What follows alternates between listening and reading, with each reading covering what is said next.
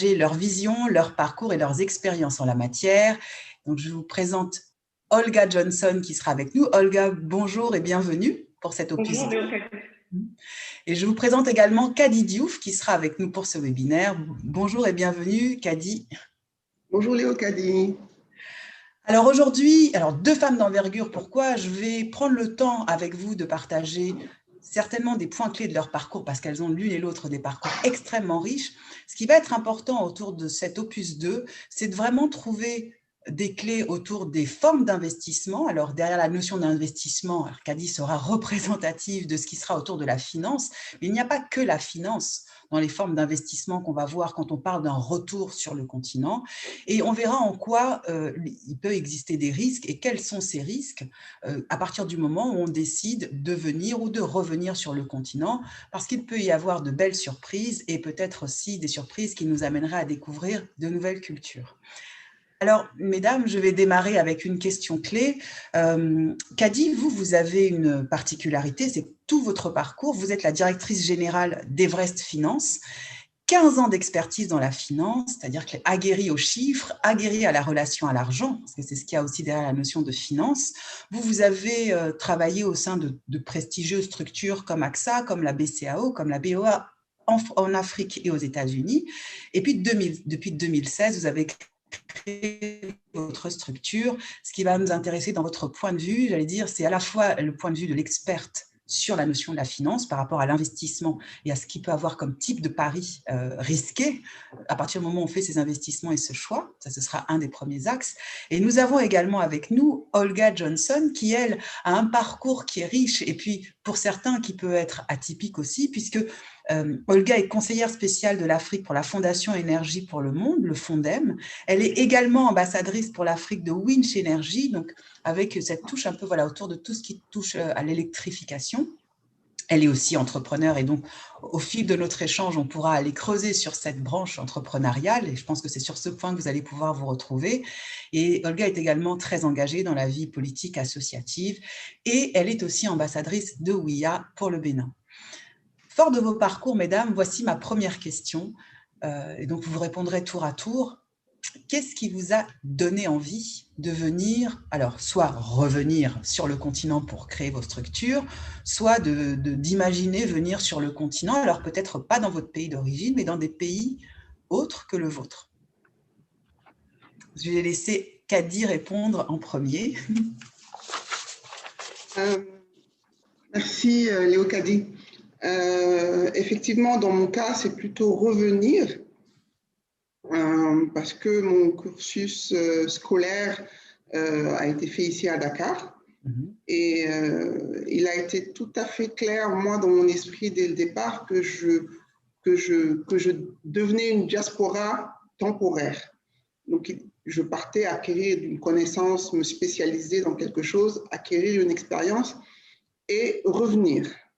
Donc, je ne me suis jamais positionnée ou je ne me suis jamais mis dans un état d'esprit où il était question de rester, de m'installer en Occident. On va dire que la réflexion autour du retour n'a jamais eu lieu parce qu'elle a toujours été partie intégrante du programme, si je peux dire ainsi. Bien, merci beaucoup, Kadi, pour ce retour. Olga, de ton côté, tu as fait un choix qui est différent de celui de Kadi. Est-ce que tu peux nous en dire plus? En fait, moi, je n'ai pas fait de choix, c'est la vie qui a choisi pour moi. C'est-à-dire que j'ai fait effectivement une partie de mon parcours d'école primaire au Bénin et une partie du secondaire en Côte d'Ivoire. Donc, j'avais tous les atouts, toutes les clés en main pour que ça soit effectivement, comme Kadi, automatique. Ce qui s'est passé, c'est tout simplement que quand j'ai commencé à travailler ici, j'ai trouvé un travail qui était très bien payé, extrêmement intéressant. Et je ne me suis pas, très honnêtement, posé la question d'aller travailler en Afrique. Je vivais bien, mes amis étaient là.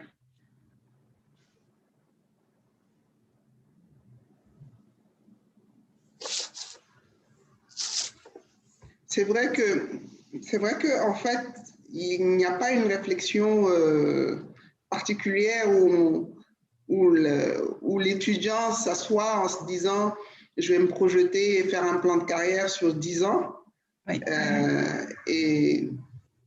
Et c'est a posteriori où peut-être on se dit on a eu des petits indices à un moment ou à un autre, mais effectivement, c'est beaucoup plus subtil qu'on ne le penserait. Absolument. Alors, il y a une question, enfin, en tout cas, il y a une observation, hein, parce que c'est vrai qu'en ce moment, l'Afrique intéresse beaucoup de personnes par différents biais, parce que ces terres sont riches, parce qu'en termes de relations humaines, on retrouve des ressources humaines qui sont également très riches, qui ont trouvé des modes d'organisation et des modes de fonctionnement propres, qui peuvent s'inspirer, j'allais dire, de ce que font les Anglais, les Américains, les Canadiens, ou bien les Européens, et ils ont capitalisé sur tous ces éléments-là, justement, pour pouvoir faire différemment sur les terres en tenant compte des particularités culturelles, des particularités politiques aussi, parce que ce qui était mis en place comme élément aidant.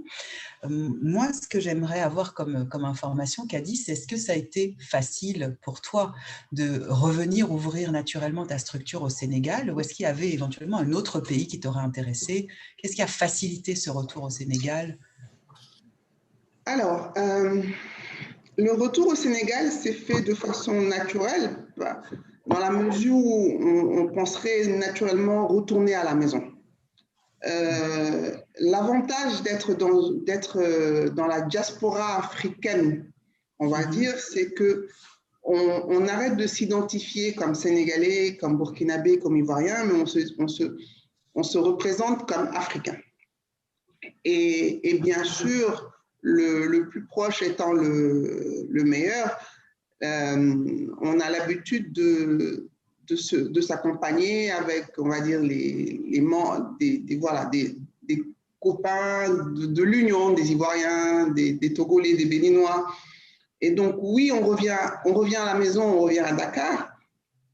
Je crée ma structure à Dakar, mais je me plais à dire, je pense que mon premier deal que j'ai pu avoir, je l'ai eu avec une compagnie ivoirienne, parce que la première personne qui a accepté de me faire confiance était, on va dire, un ancien camarade de promotion de nationalité ivoirienne.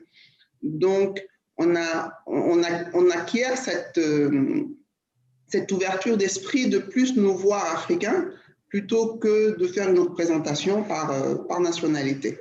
Ah, la nationalité. C'est intéressant ce point-là Kady, parce que finalement, ça veut dire aussi qu'on a une capacité, alors quand on fait partie de la diaspora, peut-être à être moins se définir par son pays d'origine, mais plus par la terre finalement qui est la terre d'origine. Et dans ton cas, ça a été probant parce que finalement, tu as eu un contexte, des appuis, des soutiens qui ont favorisé cette création d'entreprise. Je vais me tourner vers Olga pour voir si elle a bénéficié de la même expérience quand elle a voulu créer ses premières entreprises dans son pays d'origine et surtout ce qu'elle a mis en place quand elle s'est rendue compte que cette aventure n'allait pas dans le sens qu'elle voulait. Moi, effectivement, la première fois, ça a été le bide total. Mais pour plein de raisons. D'abord, comme me disaient amicalement et gentiment mes amis là-bas, t'es trop resté en France. Donc, ça veut dire, non mais il faut le dire, on est là aujourd'hui pour tout se dire, je pense qu'il faut arriver avec beaucoup d'humilité. Beaucoup d'humilité parce qu'il faut se dire que personne ne vous a attendu et que ce n'est pas parce que vous pensez avoir des compétences que vous allez réussir. Pourquoi je dis ça? Parce que en fait, ça a commencé à me titiller, à vrai dire, avec l'expérience de Women in Africa, quand j'ai rencontré Aude en 2016, Aude de Thuin, et puis on en a parlé, puis je me suis dit quand même, si elle fait un truc sur les femmes et l'Afrique, et moi je travaillais beaucoup pour les droits des femmes, le développement, je me suis dit quand même, il faudrait que je me bouge. Mais à l'époque, je travaillais encore à l'association des diplômés HEC, où je m'occupais, j'étais directrice réseau. Donc, c'est vrai que là, pour le coup, je n'étais pas à la rue. Donc, j'hésitais entre quand même une situation assez confortable. J'étais élue également, parce que ça aussi, j'avais un mandat politique, un engagement politique et associatif. Donc, j'étais partagée entre l'envie d'aller me frotter aux réalités là-bas et puis le fait de dire et si je perds tout je pense que quand on décide vraiment d'y aller, il faut prendre un aller simple. Et c'est ce que je n'ai pas fait la première fois. C'est-à-dire, j'ai pris un aller-retour, un coup je suis ici, un coup je suis là-bas. Ben, même quand vous avez des gens de confiance, même quand on vous... Moi, j'ai été bien accueillie, hein. Je n'ai pas eu de problème d'accueil, même si, bien souvent, je me sentais en déphasage parce que d'abord, le rythme, Oui. mais au début, je devenais folle. C'est-à-dire, non, mais maintenant, j'en souris. Je vois Kadi, tu souris, Kadi, mais tu vois ce que je veux dire. Au début, je me disais, mais c'est pas possible, Olga, c'est pas possible, tu vas pas y arriver. Et puis après, franchement, je me suis mis dans le bain, je me suis dit, j'ai plus les codes. Il faut que je m'acculture à nouveau. Okay. C'est pas parce que tu es noir, que tu es né en Afrique, que tu as vécu un peu en Afrique, que tu... Et quand je dis africain, mais vraiment dans l'âme, dans la façon de faire, il y a des différences quand même, quoi qu'on dise, culturelles qu'il faut prendre en compte. Il y a une façon de fonctionner et je me suis rendu compte aussi que les standards ont changé. C'est plus l'Afrique de grand-papa ou de grand-maman quand on était petit. Il y a des gens compétents au poste de responsabilité qui ont un niveau d'exigence qui ne tolère pas la médiocrité ou l'amateurisme ou quand vous n'êtes pas tout à fait prêt. Donc ça a été vraiment le premier échec et aussi peut-être le fait que c'était trop ambitieux. Et ce que moi, ça m'a appris, cette première expérience, c'est que vous êtes un bout d'un tout. Vous êtes un maillon d'une chaîne. Vous êtes une petite pierre, mais modeste. Et c'est pour ça que je parlais d'humilité, d'un édifice qui a commencé à se construire sans vous, qui continuera sans vous. Donc, comment, à ce moment-là, vous arrivez avec votre réseau qui vous aide quand même, parce que j'ai eu des personnes bienveillantes, mais je ne m'étais pas suffisamment préparée. Alors, c'est intéressant ce que tu... C'est ça les raisons de l'échec. Tout à fait. Donc, tes raisons de l'échec, Olga, hein, si on résume, hein, c'est vraiment l'histoire d'arriver avec une forme d'état d'esprit où, d'une certaine manière, je maîtrise, je connais les choses. Tu avais, de par ton parcours, beaucoup de réflexes déjà développés, beaucoup de liens aussi avec le continent. Pourtant, la réalité locale amène à s'acculturer, se déculturer sur le rythme, sur les pratiques qui existent aussi déjà sur place. Et ça nous amène à une question, alors je vous adresse la question à toutes les deux, hein, d'une auditrice qui nous demande si la diaspora africaine, quelle peut être sa part de contribution et est-ce qu'elle a une responsabilité aussi sur le fait d'accompagner, de faciliter ce retour ou bien cette installation sur le continent. En quoi la diaspora peut être contributrice ou facilitatrice de ces créations d'entreprises. Je vais commencer par Kadi, ensuite Olga, je te laisserai prendre la suite.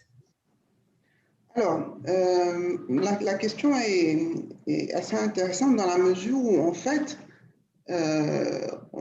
il faudrait éviter de considérer la diaspora comme une organisation bien structurée avec un porte-parole et un canal de communication et des paradigmes qui sont, on va dire, qui sont transversaux.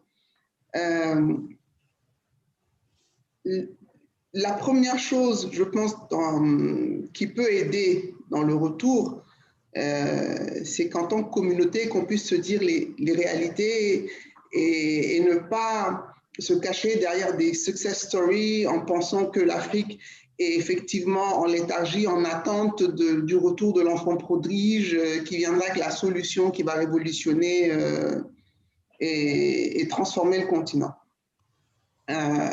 La chance que j'ai eue par rapport à Olga, c'est qu'en revenant, étant beaucoup plus jeune, je suis rentrée dans les rangs en acceptant c'est-à-dire en allant directement être employée. Ce qui m'a permis de, effectivement, moi, refaire mon choc des cultures, on va dire dans une position de collaborateur. J'ai eu la chance d'avoir des supérieurs hiérarchiques qui ont compris que je venais avec mon enthousiasme de débutante, avec mes belles idées révolutionnaires et qui m'ont permis effectivement, en l'occurrence à la Banque de l'Habitat du Sénégal, de mettre en place des outils que j'avais eu à apprendre et à utiliser dans mon expérience américaine et qui ont porté les fruits, mais tout le temps en me permettant quand même d'être le rempart contre moi-même. parce qu'on vient avec beaucoup d'idées conçues, on vient avec beaucoup d'enthousiasme parce qu'on a quand même eu son diplôme avec une très bonne mention. On a eu un supérieur hiérarchique en Amérique du Nord qui nous disait s'il te plaît, ne pars pas. Et on peut être tenté de croire qu'on détient, même si pas la solution, en tout cas, mais on va dire une bonne partie de la solution. Et c'est très important d'utiliser le mot qu'Olga a utilisé, à savoir l'humilité, parce que finalement, on n'est rien. Et c'est en comprenant que, oui, l'Afrique avance, hein, malgré tous les stéréotypes et toutes les images qu'on veut bien nous montrer. Oui, les gens sont allés étudier à l'extérieur et reviennent.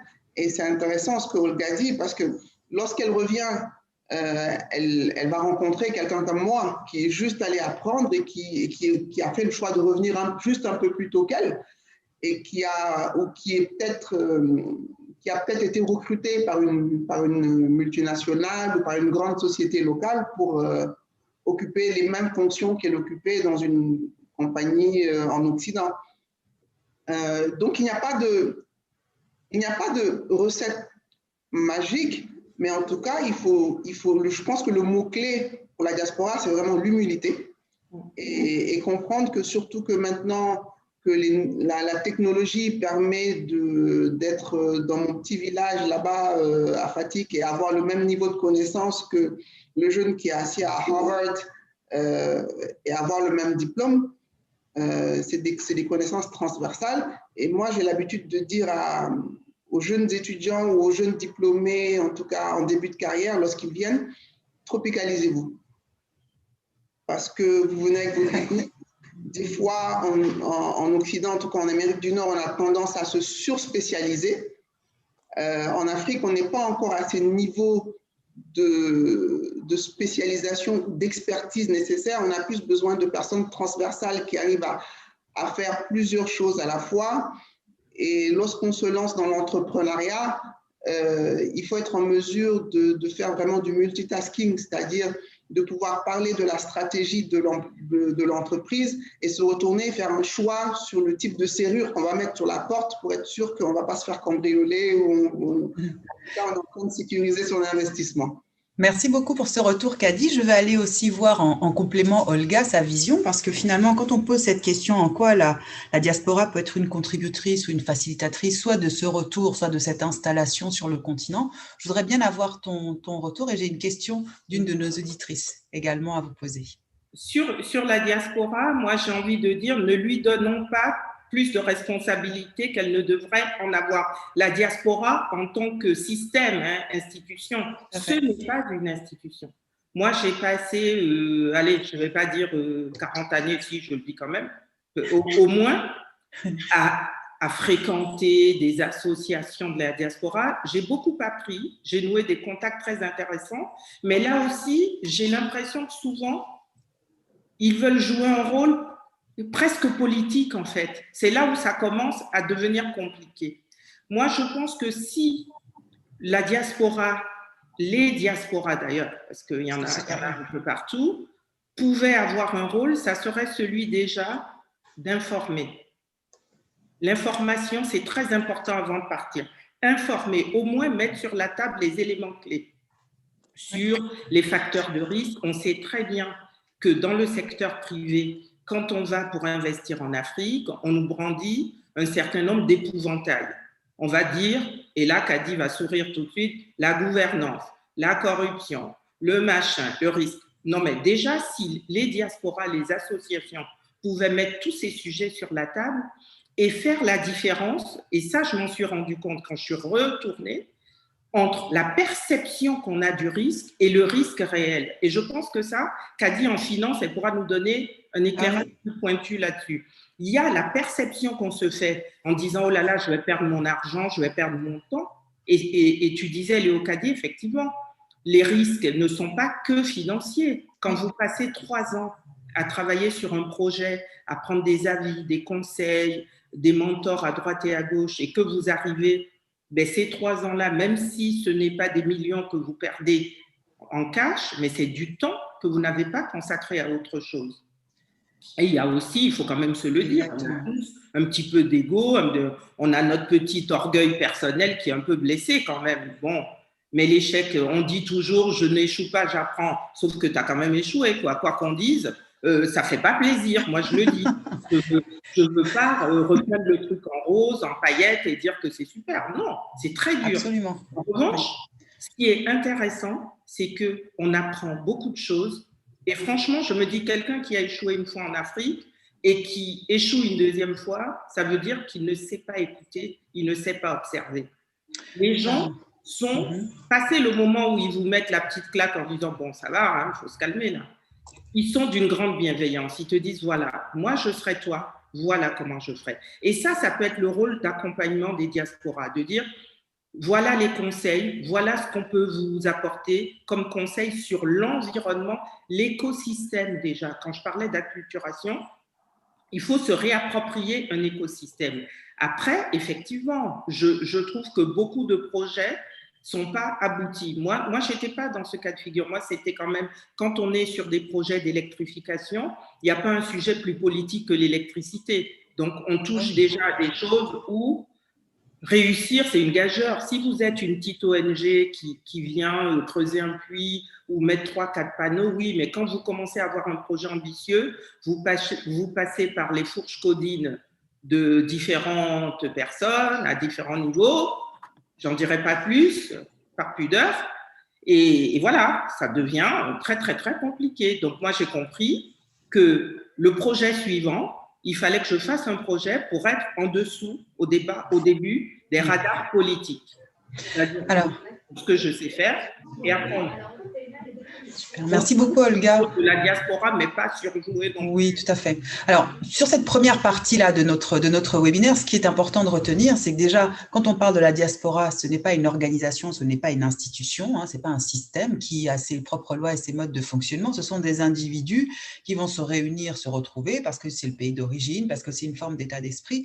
Et d'une certaine manière, pour répondre à la question d'une des auditrices qui était présente, qui, elle, se posait la question de savoir, comme les personnes en local voient la diaspora comme étant, entre guillemets, quelque chose de particulier, comme une forme d'organisation, ils ont une manière de les accueillir, si on peut dire ça comme ça, qui est quand même relativement spéciale. Et donc, dans ce que tu disais, Olga, c'est peut-être aussi de se dire que chaque personne qui compose cette diaspora, finalement, a comme un devoir aussi moral pour aider un tiers, une personne d'un autre pays, mais qui fait partie du continent, pour trouver à la fois des informations, des retours d'expérience, des clés, voire des conseils d'orientation aussi qui soient beaucoup plus concrets que la simple idée de dire bah tiens c'est ce marché qui marche, c'est ce secteur qui marche en ce moment, va plutôt de ce côté-là, mais d'avoir quelque chose qui soit peut-être plus structuré et plus structurant. Et ça va nous emmener vers justement Kadi avec son expertise au niveau de ces éléments justement de risque et puis de financement. Alors est-ce que Kadi, toi tu as eu est-ce que tu proposes des solutions qui soient plus soutenantes justement pour des personnes qui sont des femmes de la diaspora, qui veulent venir ou qui veulent revenir sur le continent? Comment tu accompagnes ou comment tu conseilles ces actrices lorsqu'elles viennent vers toi sur cette notion de risque et sur les meilleurs investissements à faire? Alors, j'ai un métier assez difficile à expliquer parce que le conseil étant assez abstrait, là, je vais faire un petit stéréotype. Je vais dire l'Africain aura toujours tendance qu'il peut s'en passer.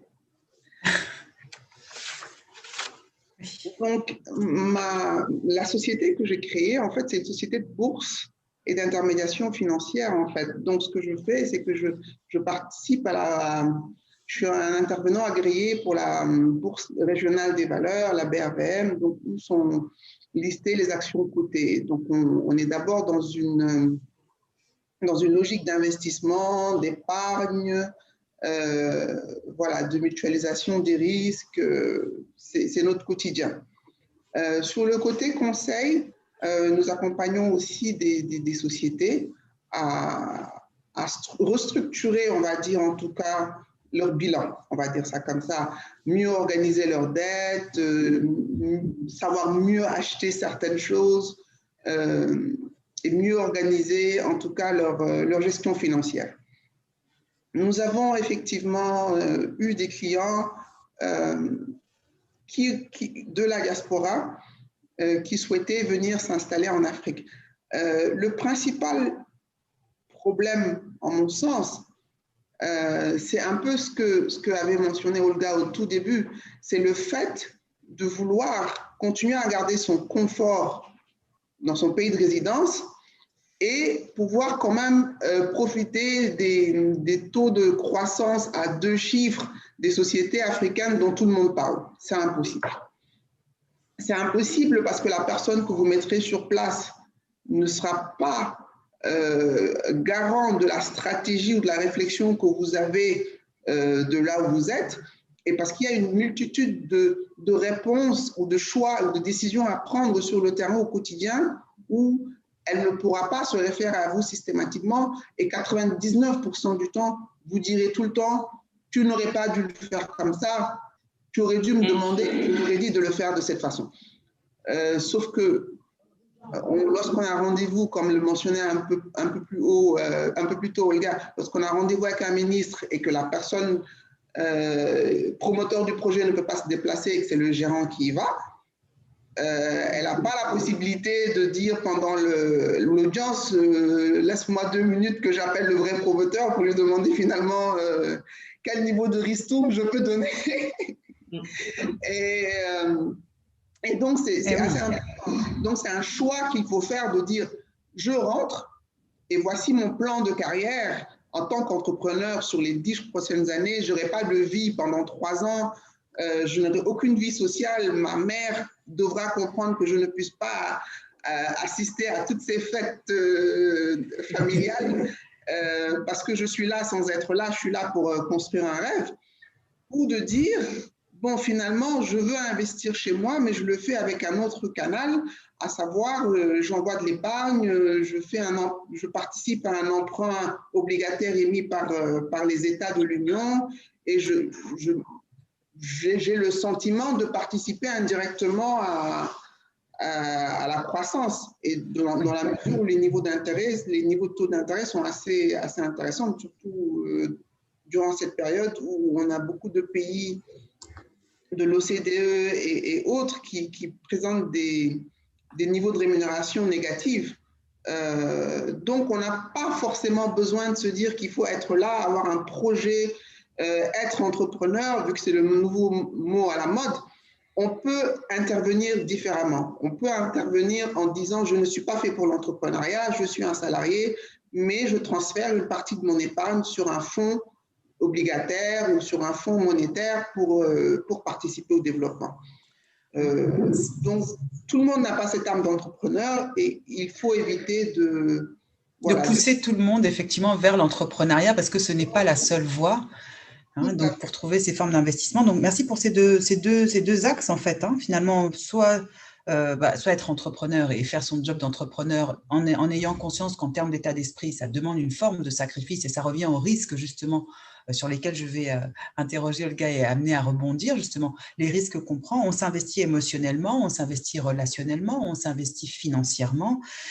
Maintenant, je vais me rapprocher d'Olga. Est-ce que si tu pourrais donner 3 risques majeurs que toi tu as identifiés ou que tu vois encore opérer, puisque tu as aussi cette âme d'entrepreneur, mais tu as aussi été à la tête d'organisations.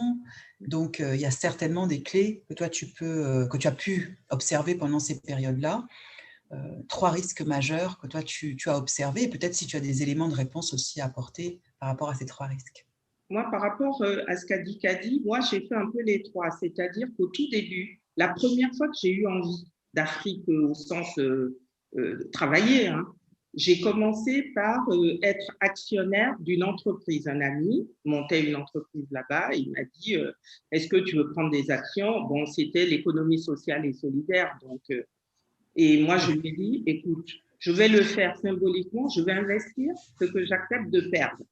Déjà là, c'est pas que j'avais pas confiance, mais je me suis dit, bon, j'ai pas très réfléchi vraiment à la question, je connais pas le terrain, j'investis, c'est pas pour gagner de l'argent. Donc, première chose, ça, comme dit Kadi, tu restes en France, tu continues à envoyer de l'argent à la famille, parce qu'il y a aussi, quand tu es soutien de famille et que tu dois aider les autres, ben, tu restes aussi au départ là où tu as des revenus qui te permettent de faire face à tes obligations. Après, pour le coup, les entretiens, tout ce que j'ai fait en termes de salariat en Afrique, tout ce que j'ai prospecté, j'ai pas trouvé quelque chose qui correspondait à mes aspirations profondes parce que d'abord, j'ai été trop libre. Donc, j'ai plus l'habitude d'avoir un patron. Moi, je peux plus pointer ou qu'un patron me dise « Ah, mais pourquoi t'es arrivé à quelle heure ?» Je ne sais pas faire. Donc, je me suis dit, je suis devenue entrepreneur, le truc à la mode. Et entrepreneur, pourquoi? Parce que d'abord, je me suis dit, j'étais arrivée à un tournant, j'ai dit à l'âge que j'ai, eh ben, j'ai envie de faire quelque chose qui est utile aux autres, mais que j'aime également. Donc, je ne veux pas que ça soit par nécessité ou par obligation. À partir du moment où j'ai fait ça en restant à Paris, là, volontairement, j'accentue ce qui n'a pas marché dans la première partie de mon expérience pour montrer qu'on peut avoir des échecs et rebondir. Hein, vous avez bien compris que c'est ça le sujet. Mais finalement, on fait tout mal.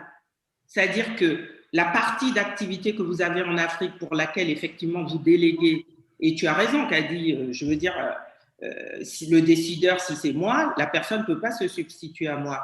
Donc, c'est bien, mais il y a des insuffisances. Ici, vous n'êtes pas à 100% de ce que vous faites, puisque vous avez toujours l'esprit, après la journée de 15 heures, plus les réunions politiques, j'arrive à 23 heures, je branche l'ordinateur, là, il faut gérer l'Afrique et tout. Non, mais je devenais schizophrène. Et là, je suis en, on va dire, transition pour faire une grande transhumance. Donc, c'est pour ça que quand Léo Kadi m'a proposé le webinaire, j'ai dit, bah, écoute, moi, je suis vraiment au tournant où je me dis, ça ne peut pas réussir pleinement. Il y a des choses qui marchent, hein, mais je ne suis pas totalement satisfaite parce qu'il faut avoir un pied dans chaque chaussure et marcher sur deux jambes. Donc, pour l'instant, je suis sur une jambe et demie. Je vais trouver l'équilibre bientôt et je trouve, ce sont des moments passionnants, stimulants. Les difficultés, c'est la connaissance du terrain. J'insiste beaucoup là-dessus parce qu'on pense qu'on connaît l'Afrique. Sincèrement, il faut vraiment que ça s'imprime, ça. Deuxièmement, il faut quand même parler du genre. Quand on est une femme, ce n'est pas beaucoup plus simple que pour les hommes, ne serait-ce qu'au niveau des financements. Moi, j'ai un associé, j'ai été associé à plein de gens. Je vois très bien que quand vous arrivez à un rendez-vous, on pense que forcément le boss, c'est le mec, quoi. Hein? Donc, voilà, de temps en temps, il y a besoin de faire un petit recadrage et de regarder votre interlocuteur dans les yeux en disant « je vais vous faire parvenir tel truc ». Et là, tout d'un coup, il se dit « ah oui, c'est pas la secrétaire, c'est pas number 2, number 3 », tu vois. Donc, c'est quelque chose, il faut savoir en Afrique, quand vous êtes une femme, que vous voulez revenir, travailler, il faut aussi, d'une certaine façon, savoir prendre sa place, s'imposer. S'imposer ne veut pas dire avec violence ou heurter, il y a des coutumes, il y a des traditions qu'il faut respecter, mais il faut savoir s'imposer avec calme et fermeté. Ça, c'est indispensable. Et deuxièmement, comme disait Kadi, ben, si vous n'êtes pas fait pour être entrepreneur, il ne faut pas vouloir être entrepreneur à tout prix. Parce qu'entrepreneur, ça demande quand même beaucoup de connaissances. Moi, j'ai appris sur le tas. Je n'ai pas fait une école pour école spéciale, mais toute la partie financière, tout ce qu'il faut apprendre pour être un bon chef d'entreprise, ben, il faut l'acquérir. Sinon, vous allez retomber dans le secteur informel, vous allez faire du bricolage. Après, je n'ai pas de préjugés là-dessus. Mais si vous avez une grande ambition de construire quelque chose dans la durabilité, je pense qu'il faut aussi vous fixer des objectifs réalistes par rapport à vos capacités ou monter en capacité. Il y a un vrai sujet, j'espère qu'on aura quelques minutes pour en parler, qui est quand même un sujet, moi, qui me tient à cœur, de la formation et de l'éducation. Tout à fait. C'était effectivement le sujet que nous allions aborder pour la troisième phase de notre échange, hein, là, sur la notion de ces paris risqués. Alors, ce n'est pas un pari, c'est simplement avoir une conscience que bien sûr, en tant que femme, il peut avoir des difficultés, mais aussi bien ici que là-bas, en tenant compte du contexte culturel, surtout si on est dans des sociétés qui sont plus patriarcales que matriarcales, que ça ne va pas être simple au niveau de la manière de se faire financer son projet, qu'il y a aussi une posture et un état d'esprit à avoir pour pouvoir recréer un lien finalement dans un écosystème qu'on a imaginé et fantasmé et qui n'est pas celui qu'on va retrouver quand on va revenir sur place, et d'une certaine manière, avoir cette humilité nécessaire pour pouvoir recréer des liens en forme, comme un élève qui réapprend aussi quelque chose pour, grâce aux compétences qui sont les siennes. Alors Kady disait, il y a des experts et puis il y a les compétences transversales, de voir finalement quelle est la meilleure des expertises qu'on a pour la mettre au service de ce collectif. Avant qu'on aborde la question de la formation, j'avais un point qui était important, c'était de se dire que pour ce qu'on constate pour beaucoup de femmes de la diaspora, c'est qu'elles ont essayé, alors j'allais dire par loyauté, parce que c'était la terre de leur père ou la terre de leur mère, d'aller investir dans le pays d'origine. Alors, Kady, elle a une expérience heureuse. Olga, toi, elle l'a été moins. Est-ce que tu peux nous donner quelques mots par rapport à ça et nous dire en quoi, enfin finalement, qu'est-ce que tu en as appris, et où est-ce que tu t'es développée? Moi, j'ai appris que nul n'est prophète en son pays. Je suis née au Bénin, j'aime le Bénin, mais ça le fait pas, quoi. J'y arrive pas. J'ai pas suffisamment de recul aujourd'hui pour dire quelles sont objectivement les raisons, mais je trouve quand même curieux que quand j'entreprends au Sénégal, je suis accueillie à bras ouverts, ça se passe très bien, à tous les niveaux, hein, à tous les niveaux. Je n'ai que des amis. Quand j'entreprends en Côte d'Ivoire, où j'ai passé que 7 ans de ma vie, tout se passe bien. Je viens de rentrer d'Abidjan, je te l'ai dit, Léo Kady, avec des gens bienveillants et tout. C'est pas qu'il n'y a pas de bienveillance au Bénin. Je n'ai pas réussi à rendre au Bénin ce que le Bénin m'a donné, et j'étais pleine de bonne volonté, d'enthousiasme, peut-être d'une forme de naïveté, parce que pour le coup, je connais quand même. Là, pour le coup, je n'ai pas besoin d'acculturation quand je suis au Bénin.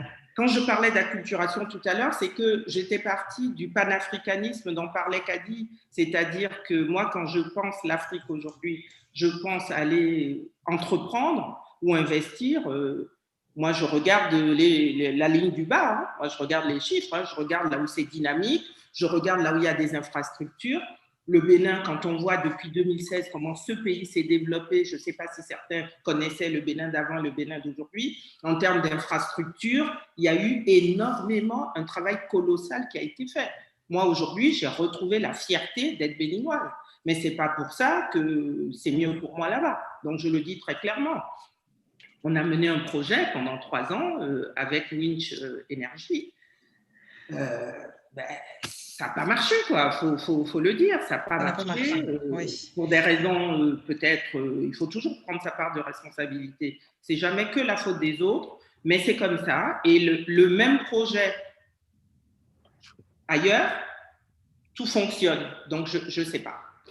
Moi, ça fait partie d'une frustration, une déception que je vais porter en moi, mais ce n'est pas grave. Je me dis de toute façon, j'aime mon pays, peut-être qu'un jour, ça matchera, oui. Peut-être qu'il y aura une opportunité nouvelle, mais pour l'instant, je suis concentrée sur la Côte d'Ivoire, qui est mon pays de cœur, et sur le Sénégal un petit peu, où j'ai commencé quelques démarches qui sont plutôt sur la bonne voie.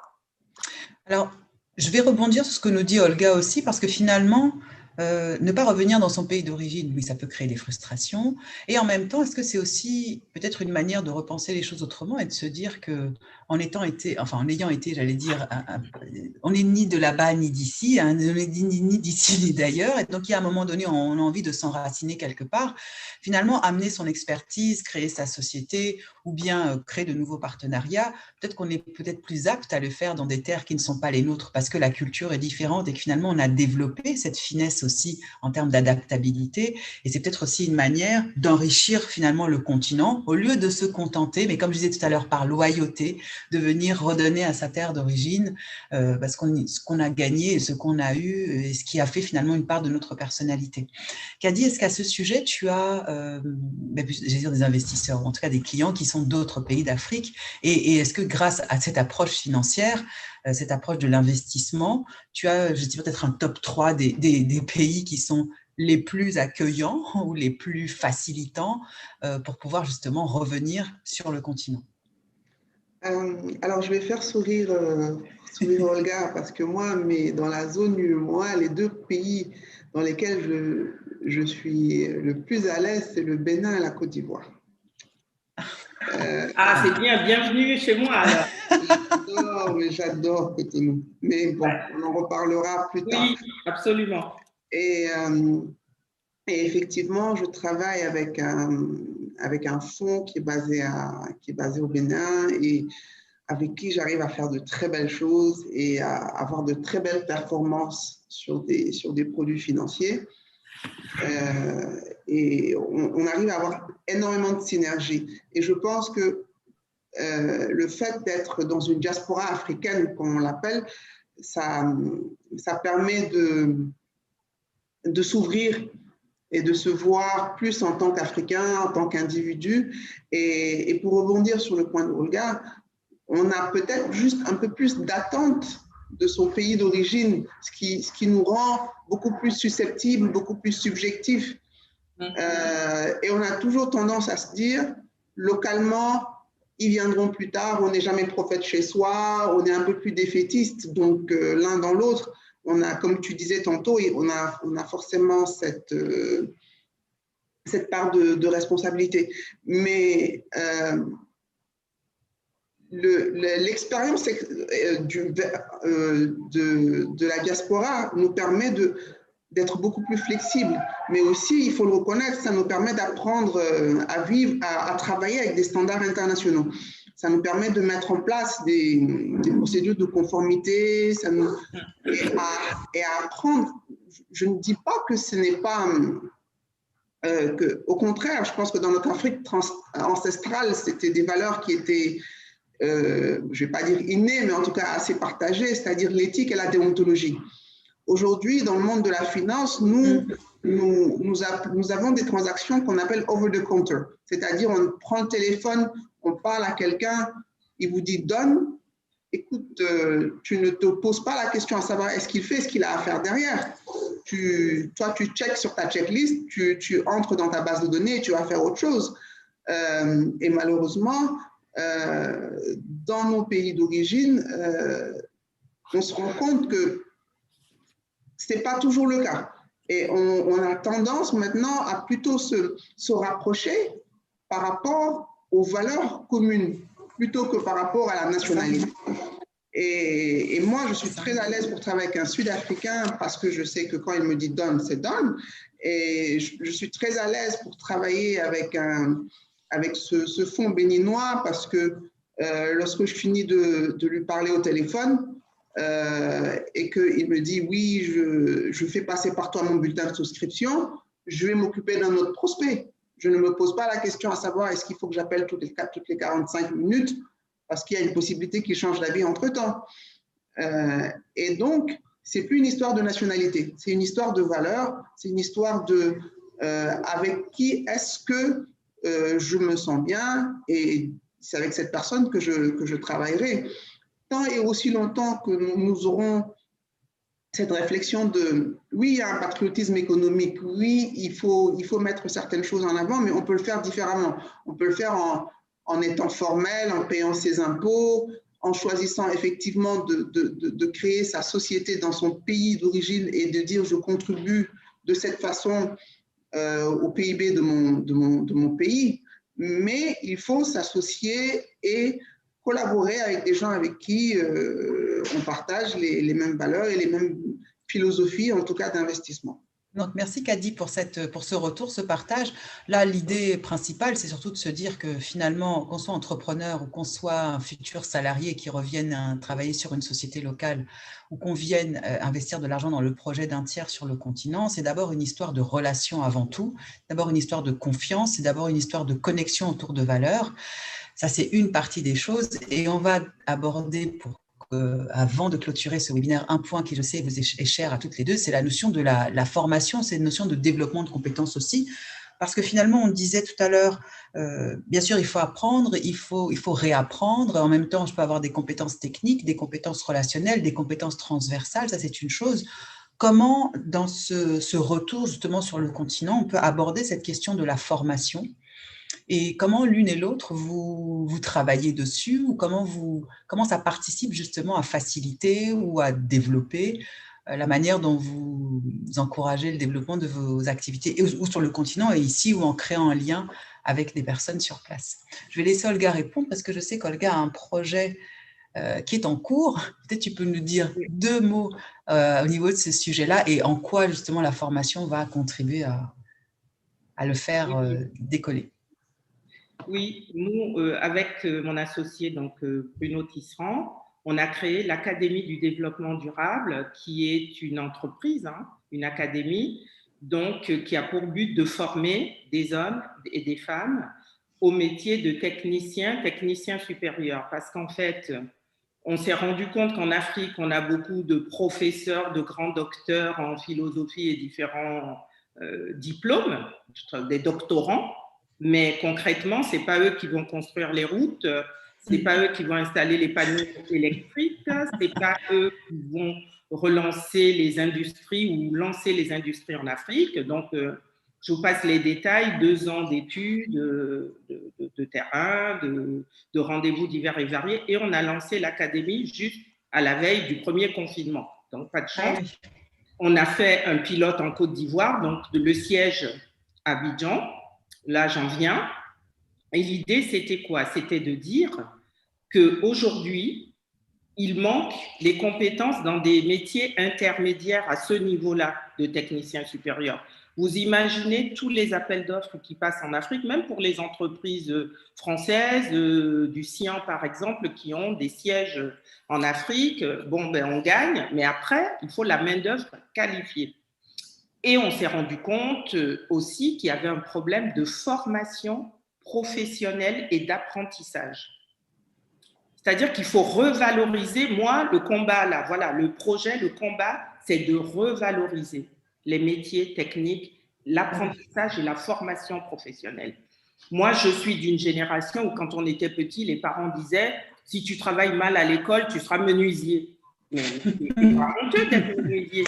Il faut juste, si tu es menuisier, être le meilleur menuisier de ta promotion ou de ton quartier ou de ton village. Mais ce sont des métiers tout à fait nobles. Je trouve qu'il faut revaloriser les plombiers, la couturière, les services de proximité qu'on peut apporter aux citoyens. Par exemple, dans le secteur de la santé, on a vu qu'il y avait plein de métiers. Et on voit qu'aujourd'hui, quand vous voyez qu'il y a des enseignants qui ont été diplômés depuis 20 ans, qui n'ont pas fait de mise à niveau, alors qu'on est passé au digital, qu'il y a de nouvelles technologies, que maintenant, par exemple, les composants électroniques sont minuscules. Ils ont appris à travailler sur une autre génération de composants. Quand on pense à l'intelligence artificielle aujourd'hui qui change quand même la façon de travailler dans le digital, donc nous, c'est ce défi qu'on est en train de relever. On se dit qu'honnêtement, avec toutes les possibilités qu'a l'Afrique à venir, moi j'invite tous ceux qui croient que l'éducation et la formation sont importants à s'investir dans ce secteur-là. Il y a de la place pour tout le monde. On ne craint même pas la concurrence parce qu'il y a tellement à faire que parfois je me lève le matin, je me dis mais comment on va faire? Et donc avec un scope quand même important sur les femmes et les jeunes filles, parce que je pense que l'inégalité des chances, elle se joue depuis l'école primaire, où on explique, où les filles ne voient pas quelle est l'étendue des possibilités qui s'offrent à elles.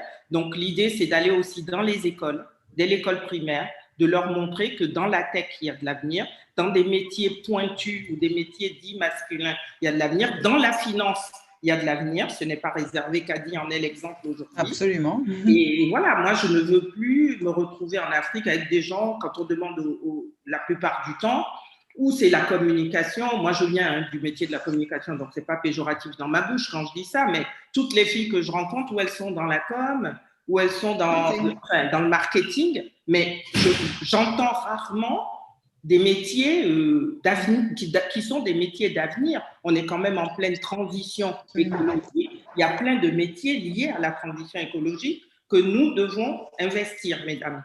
Donc, vraiment, j'invite tout le monde à se mobiliser. C'est une grande cause.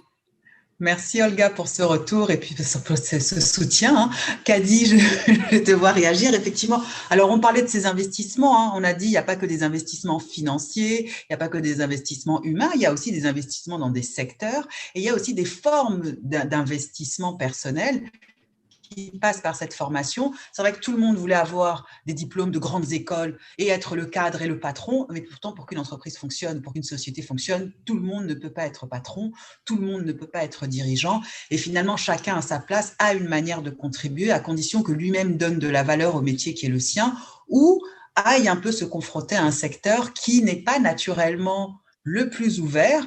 Caddy dans la finance a l'air très souriante et très heureuse, épanouie, et pourtant pourrait se dire c'est un métier extrêmement masculin, c'est un environnement dans lequel tous ces chiffres et tous ces tableaux Excel vont nous rendre complètement chèvres, et au final, elle arrive à accompagner, à porter des projets porteurs.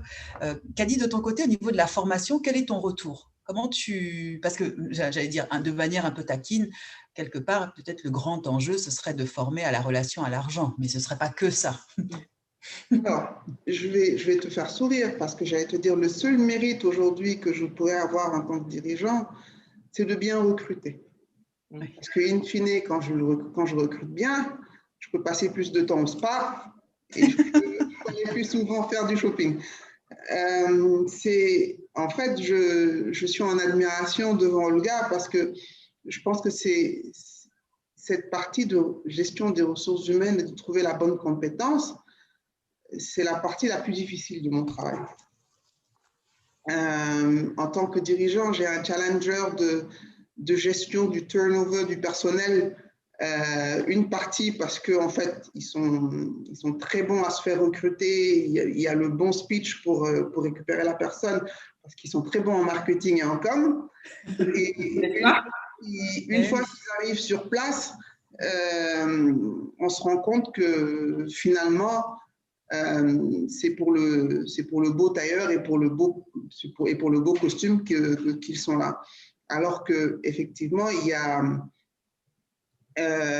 une partie très peu glamour, comme tu le disais tout tantôt, Léo Caddy, dans la finance, c'est-à-dire c'est le fichier Excel, c'est la recherche de données brutes, c'est la réflexion, et cette partie, elle est purement technique, c'est de l'analyse, c'est… bon, après, oui, effectivement, passionné de finance, j'allais dire, c'est la partie exaltante, mais ça prend des techniques. Et le recrutement, il est très difficile en Afrique. Et Olga, ton projet est le bienvenu parce que… on arrive à Dakar bientôt. Et je t'accueille les bras ouverts parce que, comme je dis, des fois, on a des diplômés sans contenu. Oui. Et je suis très, très triste pour eux parce qu'ils viennent s'inscrire dans une formation avec beaucoup d'espoir. Et ils se rendent compte au bout de 3 ans que finalement, on n'aura absolument rien appris. Il n'y a aucune adéquation entre le curriculum donné à l'école et le besoin de l'entreprise. Si moi, aujourd'hui, une société de bourse, je vais voir une école de commerce et que je lui demande de me donner un analyste financier, à qui je demande au test d'entretien de me donner 5 noms d'entreprises cotées à la BRVM et que l'étudiant n'est pas en mesure de me le donner, mais qu'est-ce qu'il aura fait pendant 3 ans? Et c'est malhonnête, et c'est dommage. Et un continent ne peut pas se développer sans éducation, sans formation. C'est une tristesse,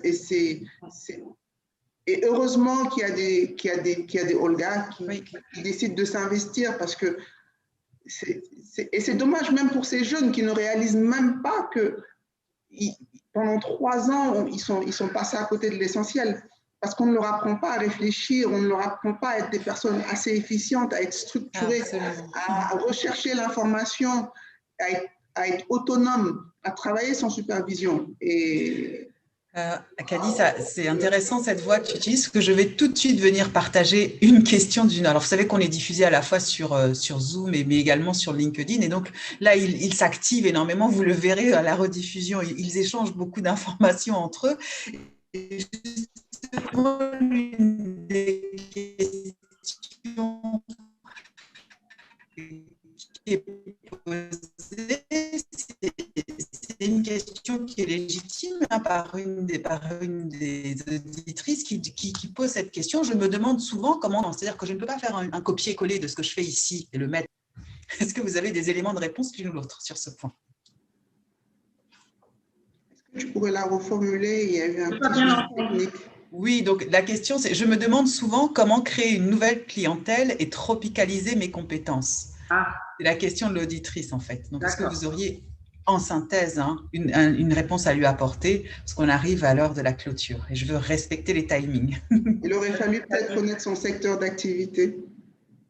Ah oui, alors effectivement, elle ne nous a pas donné son secteur d'activité, mais d'une façon générale, si on doit trop, parce que c'est intéressant cette notion de tropicaliser ses compétences, c'est-à-dire que finalement, les compétences et les acquis que j'ai eus dans toutes ces écoles ou tous ces parcours ou tous ces parcours certifiants. Tropicalisé, je ne sais pas si c'est ça, mais en fait, c'est pas tropicalisé, c'est ce que vient de dire à l'instant Kadi, partir des besoins de l'Afrique et des entreprises africaines et de vos clients africains. Nous, pourquoi on a fait ce projet de formation? Parce qu'on est parti des besoins du secteur privé, des entreprises, des administrations, qui n'étaient pas en adéquation avec le contenu des curricula qui étaient dispensés dans les centres. Absolument. On apprend, alors, ouais. Mais je n'ai pas le temps de vous donner des exemples, on apprend des trucs dingues aux gens. Ben, disons qu'il y a une dimension extrêmement théorique et après, nous, ce qu'on a besoin, c'est d'avoir des éléments pratico-pratiques. Et donc, l'auditrice nous répond, en fait, elle est expert comptable pour une profession libérale et donc, l'idée, ce serait de créer un cabinet avec une couverture de l'Afrique francophone.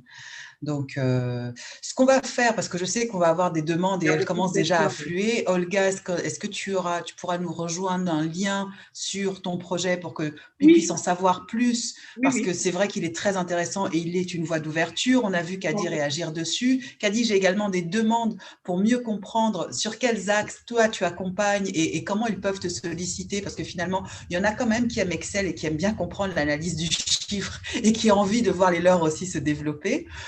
Donc, je sais qu'on aurait envie de poursuivre plus avant parce qu'il y a des questions que vous allez pouvoir, quand vous allez voir le replay de cette émission, voir l'ensemble des questions qui s'affichent. Je vous invite l'une et l'autre à y apporter des éléments de réponse pour nos auditrices, voilà, pour que les échanges puissent se poursuivre. Moi, je voulais vous remercier toutes les deux pour ce temps que vous nous avez consacré parce que je sais que vous êtes très prises et l'une et l'autre, pour la sincérité et puis la simplicité avec laquelle vous avez exposé vos parcours, sur ces succès, sur ces échecs, sur vos manières de rebondir.